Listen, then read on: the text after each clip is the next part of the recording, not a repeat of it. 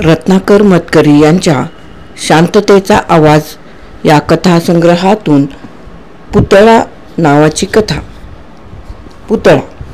माझा तरुण मित्र आनंद त्या दिवशी आनंदाने नाचत नाचतच माझ्या घरी आला. तुम्हाला कल्पना नाही भाऊ, आज माझ्या आयुष्यात एक नवीन काहीतरी सुरू झालंय. पर्व हा शब्द त्याला चटकन आठवला नाही. काय झालं? तू प्रेमात बिमात पडलास की काय? छट, प्रेम या शब्दाला आनंद त्याच्या वयाच्या बहुतेक सर्वच तरुणांसारखा बिचकायचा. मला डॉक्युमेंटरी करायला मिळते. आनंद दूरदर्शनवर निर्माता म्हणून नोकरीला लागला होता, पण आतापर्यंत म्हणजे गेल्या 5 वर्षात शेतकी कामगार अशा विभागामधल्या चर्चाखेरीज आणि 1-2 मालिकांखेरीज विशेष काहीच त्याच्या पदरात पडलेलं नव्हतं. नाही म्हणायला मध्यंतरी कोणी रजेवर असताना त्याला रामनवमी, नागपंचमी असले सणाबिणाचे कार्यक्रम सादर करायला मिळाले होते. तेवढीच त्याची कमाई.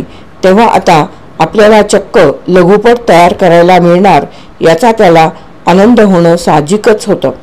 प्रत्यक्ष डीजींनी मला बोलावून सांगितलं की तुझं वर्क मी पाहिलंय, तू या कामाला न्याय देशील त्याची मला खात्री आहे. 6च महिन्यांनी विप्रदास वस्तुसंग्रहालयाची शताब्दी येते. त्यांच्यासाठी अर्ध्या तासाचा लघुपट बनवायचा आहे. तो देशभराच्या केंद्रांवरून दाखवला जाईलच, पण विशेष चांगला झाला तर परदेशांना सुद्धा विकला जाईल. अरे वा, कधी घेणारच करायला? मी उत्साहाने विचारलं. लगेच. तयारीसाठी मला फक्त 15 दिवस दिलेत. नीट तयारी करायला हवी, कारण काहीही वाया जाऊन चालायचं नाही. बजेट अगदी थोडकं आहे. As usual. आनंदाने दुसऱ्याच दिवसापासून तयारीला सुरुवात केली असावी, कारण 3-4 दिवसांनीच त्याने मला उत्साहानं विप्रदास संग्रहालयाची माहिती धडाधड सांगायला सुरुवात केली. विप्रदास या कलारसिक समीक्षक पंडिताने जवळजवळ दारिद्र्यात जन्म काढून सबंध भारतातली अत्यंत मौल्यवान आणि दुर्लभ चीजवस्तू जमवली आणि या संग्रहालयाची स्थापना केली.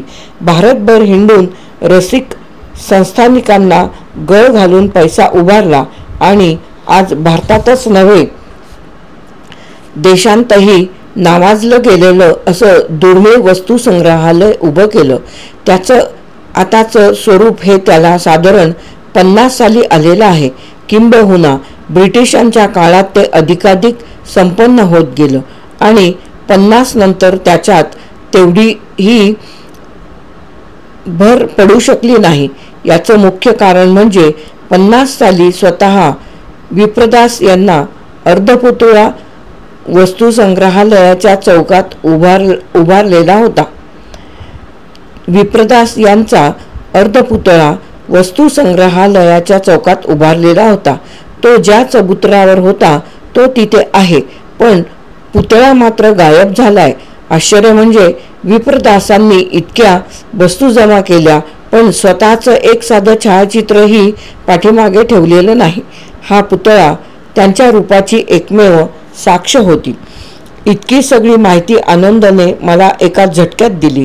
गेले 3 दिवस मी विनापगारी रजा घेऊन रॉयल एशियाटिक लायब्ररीमध्ये बसतोय, तो म्हणाला.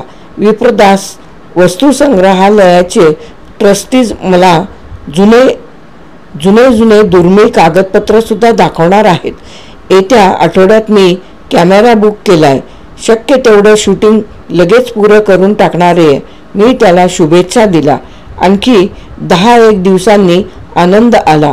तेव्हा मी त्याला मजेत विचारलं, काय झाली फिल्म पुरी? बहुतेक सगळं शूटिंग झालं, पण त्या पुतळ्याशिवाय फिल्म पुरी राहणार. ज्या विप्रदासांनी हा सगळा खटाटोप केला त्यांच्या छबीशिवाय फिल्म पुरी कशी होईल? पण हा पुतळा आता मिळणार कुठे तुला? मिळेल, नक्की मिळेल, आनंद जिद्दीने म्हणाला. मी नाही राहणार तो मिळवल्याशिवाय, पण त्याच्यासाठी थोडा वेळ लागेल. पंचायत झाली आहे ती तिथेच. आमचा डायरेक्टर जनरल भयंकर घाईला आलाय. येत्या पंधरवड्यात त्याला फिल्म पुरी करून हवीये का तर दिल्लीला शब्द दिलाय म्हणून. मी पुष्कळ विनवण्या केल्या तर उलट तोच माझी समजूत घालायला लागला.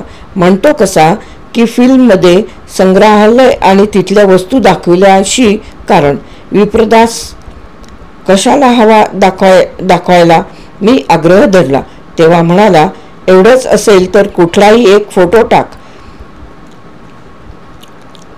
कोण ओळखतंय विप्रदासाला? मी म्हटलं, ती लबाडी होईल. तर काय चिडला माझ्यावर. म्हणाला, हे सरकारी खातं आहे, इथं आपली नैतिक मूल्य बाजूला ठेवायची.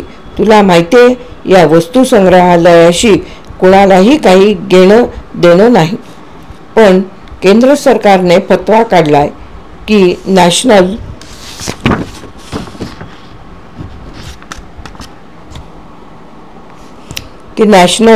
मॉन्युमेंट्सवर प्रत्येक केंद्राने 3 तरी डॉक्युमेंटरीज पाठवल्या पाहिजेत. म्हणून आपण हे करतोय.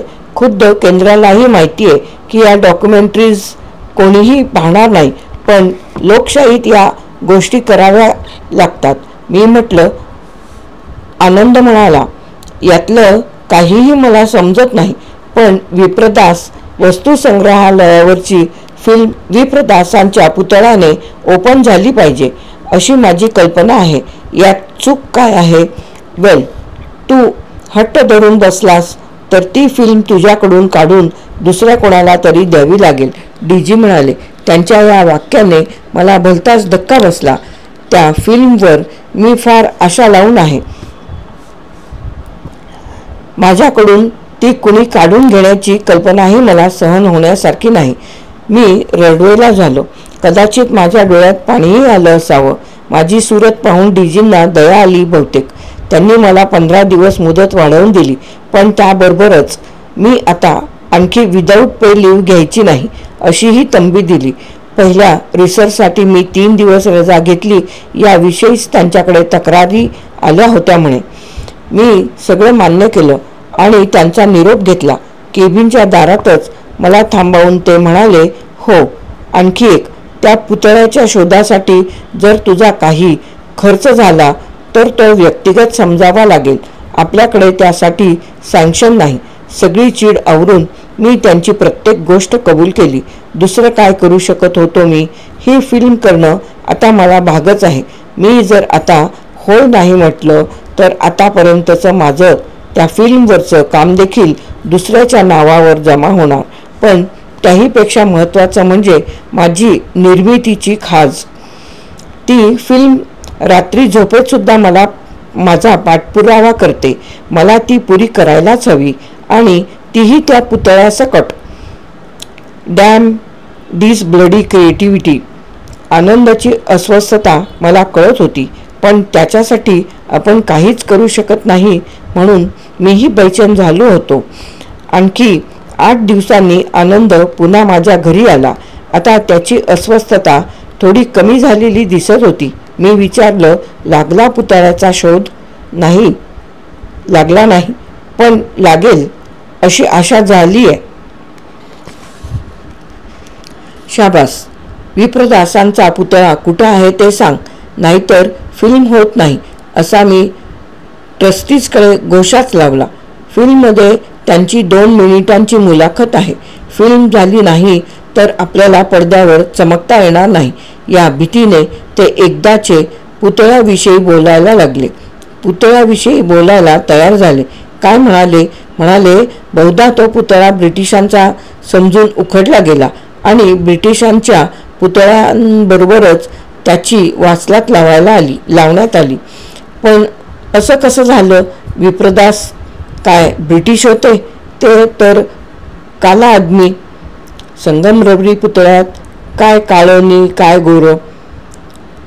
सार्वजनिक इमारतींमध्ये बहुतेक पुतळे त्यावेळी ब्रिटिशांचेच होते आणि पुतळे उघडणाऱ्यांना काय टिळक आणि गांधी तेवढे ओळखता येतात, इतरांची त्यांना काय माहिती. मी तिथून उठलो आणि पीटी महाविद्यालय गाठलं. ब्रिटिशांचे पुतळे तिकडेच मोठ्या जागेत भरून ठेवलेत अशी माझी माहिती. ते सगळे बघून त्यातून विप्रदासांचा पुतळा शोधून काढायचा, त्याची चबुतऱ्यावर समारंभपूर्वक स्थापना करायची, त्यावर रविवार पुरवणीमध्ये एखादा छायाचित्र लेख छापून आणायचा, विप्रदासांच्या आत्म्याचा दुवा घ्यायचा. अशी संगमरवरी स्वप्न पाहतच मी पीटी कला विद्यालयाच्या आवारात गेलो. या विद्यालयाचं आवार इतकं प्रशस्त आहे आणि विद्यार्थ्यांची संख्या इतकी कमी असते की विद्यालय चालू आहे की बंद हे कळणंच अवघड असतं. आज तर ते फारच मोकळं होतं. बऱ्याच शोधाशोधीनंतर रखवालदार सापडला. तो आपल्या घरातच बसला होता. मोठ्या मिनतवारीनं तो बाहेर आला आणि म्हणाला, कॉलेज आता बंद झालं, उद्या या. मी म्हटलं, मला थोडी माहिती पाहिजे, ऑफिसमधून घ्या. ते आता बंद झालं, उद्या या. इथे डीन साहेब राहतात ना, ते घरी असतील की? ते महाबळेश्वरला गेलेत. मला नामोहरम करण्याच्या आसुरी आनंदात रखवालदार म्हणाला, कॉलेज चालू असताना डीन साहेब महाबळेश्वरला गेले? पेंटिंगचा ग्रुप घेऊन गेलेत, उद्या या. असं म्हणून रखवालदार घराकडे वळला. मी खिशातून 10च्या 2 नोटा काढल्या. त्याला हाक मारली. ती त्या नोटा हलवतच तशी मंत्रमुग्ध झाल्याप्रमाणे तो परत आला.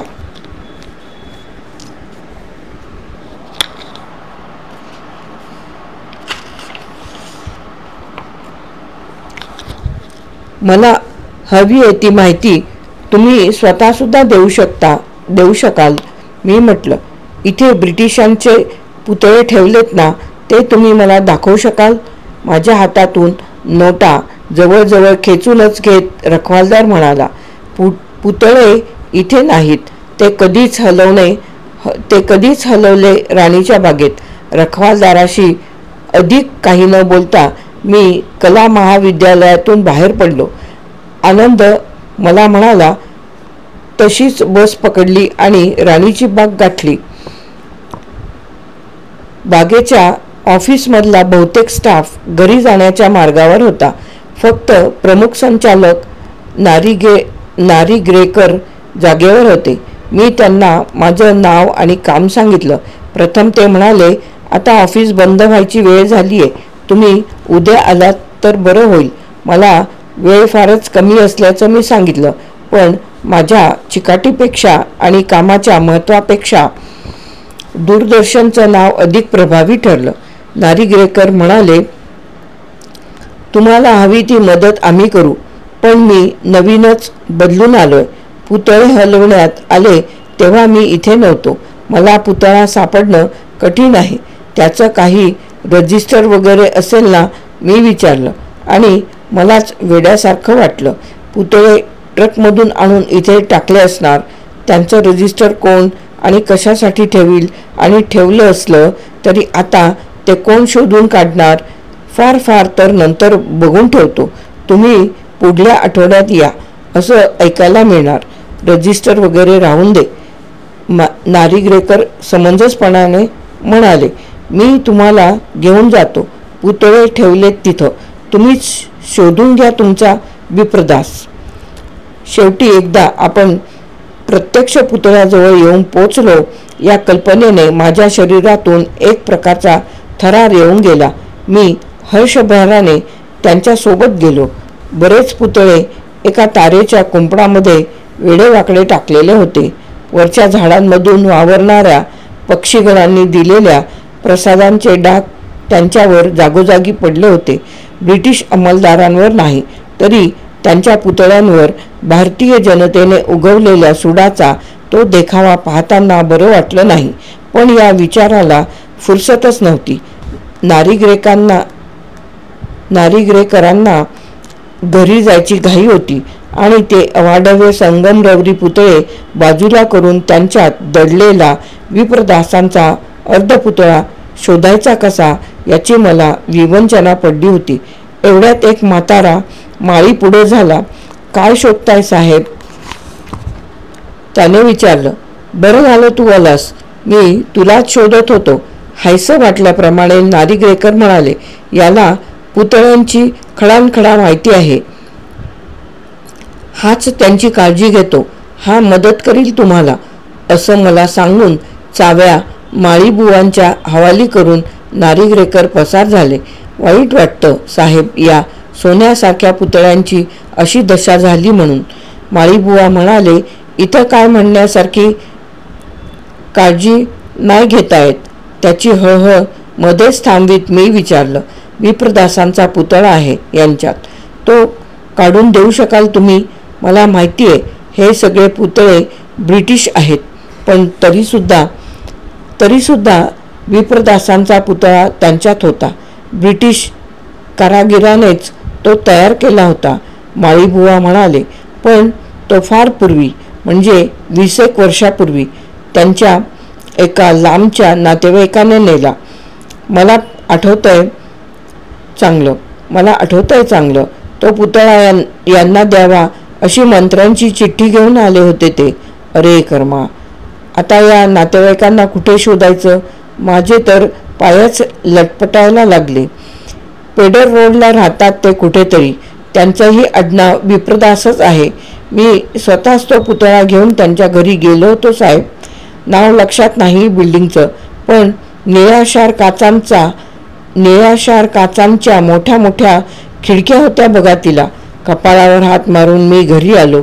आता एवढ्या तुटपुंज्या पत्त्यावर विप्रदासांच्या नातेवाईकाला शोधून काढणं अशक्यच आहे. हताशपणे हे सगळं मला सांगून आनंद घरी गेला. दुसऱ्या दिवशी माझ्या काय डोक्यात आलं कुणास ठाऊक. मी गाडी घेऊन केम्स कॉर्नरपर्यंत गेलो. तिथेच ती पार्क केली आणि पेडर रोडवरून एक एक इमारत पाहत सावकाश चालत राहिलो. 10च मिनिटात मला गडद निळ्या काचांच्या प्रशस्त खिडक्या असलेली एक दुमजली इमारत दिसली. अजूनपर्यंत ती पाडून त्या जागी एखादी 20 मजली इमारत कशी उभारली गेली नव्हती हे एक आश्चर्यच. आनंदला सापडायला अशक्य वाटलेला पत्ता मला अगदी चुटकीसरशी मिळाला होता. इमारतीत अवघी 4 बिऱ्हाडं होती. त्यापैकी 2 दारांना कुलपं होती. तळमजल्यावरच्या एका दाराची घंटी मी वाजवली.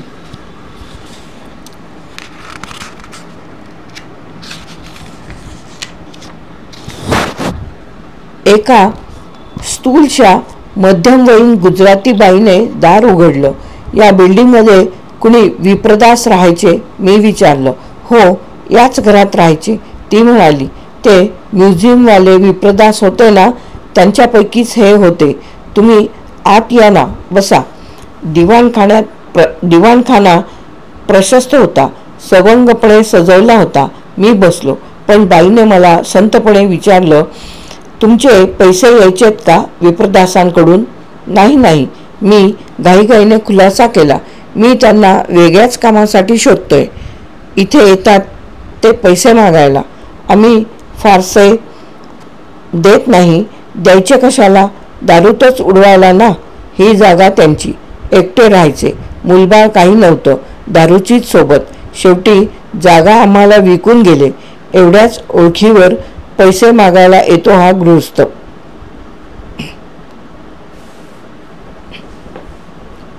राहतात कुठे?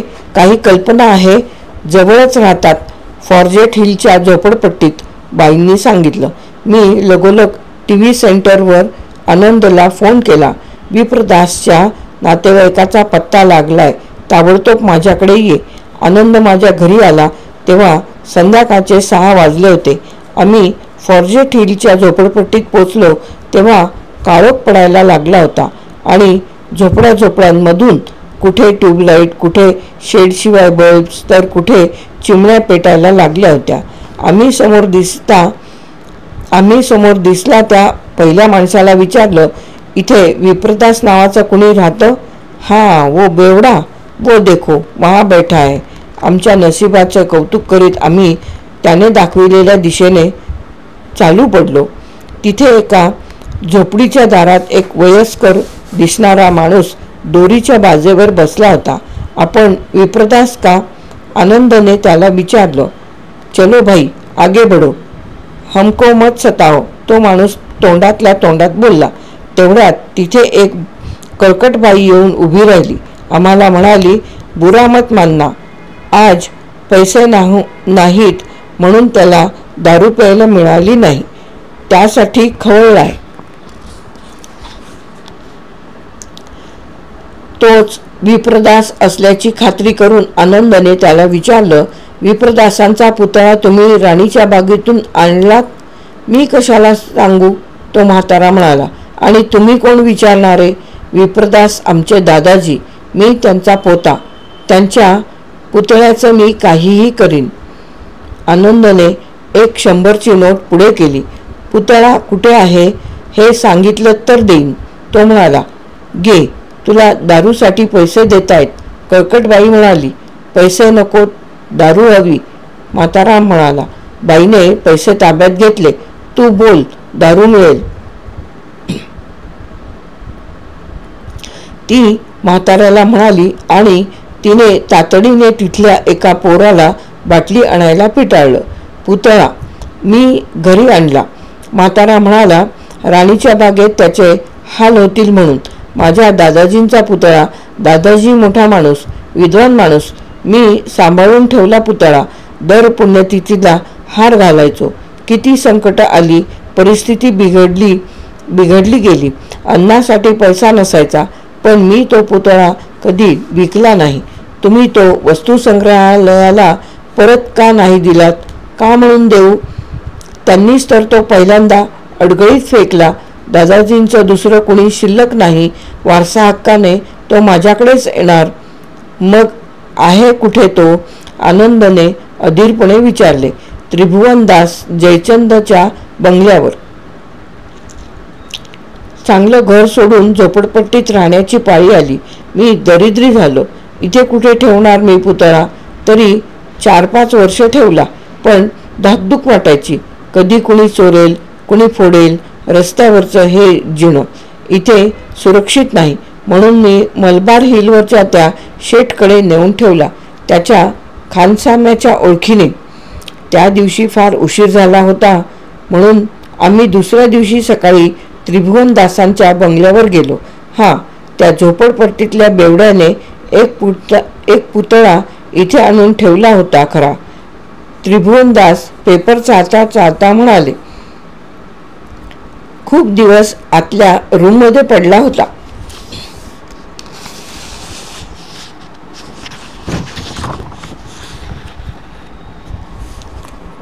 आम्हाला बघायला मिळेल तो? आनंदने विचारलं. Sorry young man, Tribhuvandas paper बाजूला ठेवत म्हणाले. 10 वर्ष धूळ खात पडला होता तो पुतळा. गेल्या वर्षी बाहेर नवीन कारसाठी आम्ही ॲडिशनल गॅरेज बांधलं. त्याच्या पायामध्ये घालायला दगड कमी पडत होते. त्यावेळी इतर दगडांबरोबर हा पुतळा पण. आनंद माझ्याकडे बघत राहिला. पुतळ्याचा शोध अचानक संपला होता. कथा समाप्त. पुतळा नावाची कथा समाप्त.